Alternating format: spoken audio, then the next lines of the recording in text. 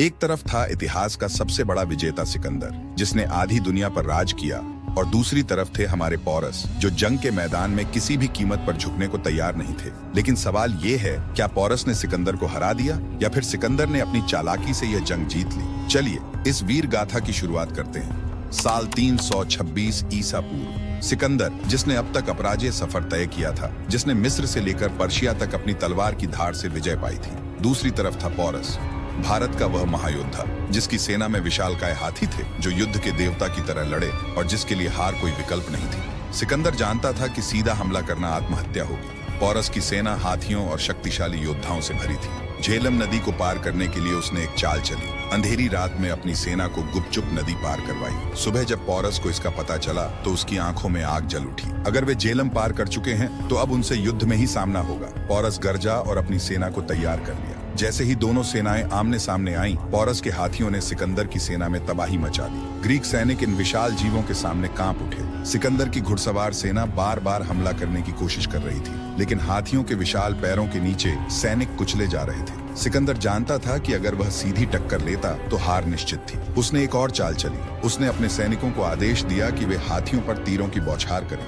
जिससे वे बेकाबू हो जाएं। धीरे धीरे हाथियों ने अपने ही सैनिकों को कुचलना शुरू कर दिया, लेकिन पोरस झुका नहीं। घायल हाथी के ऊपर बैठे हुए भी वह अपनी तलवार चलाता रहा। सिकंदर के सैनिक उसके पास जाने से डर रहे थे। वह अपने सेनापतियों को चीख कर आदेश दे रहा था, आगे बढ़ो, यह धरती हमारी है।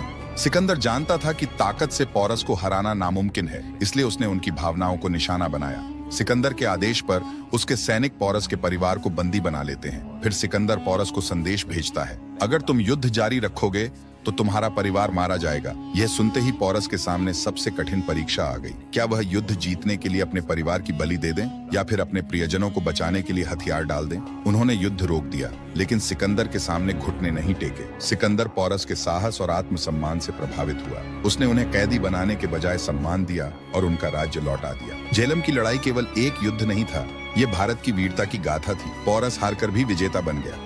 उसकी बहादुरी की कहानी इतिहास के पन्नों में अमर हो गई। सिकंदर, जिसने पूरी दुनिया को जीता था, भारत में आकर समझ गया कि यहाँ के राजा झुकते नहीं। अगली कहानी किस योद्धा पर चाहिए? कमेंट करें और हमें बताएं।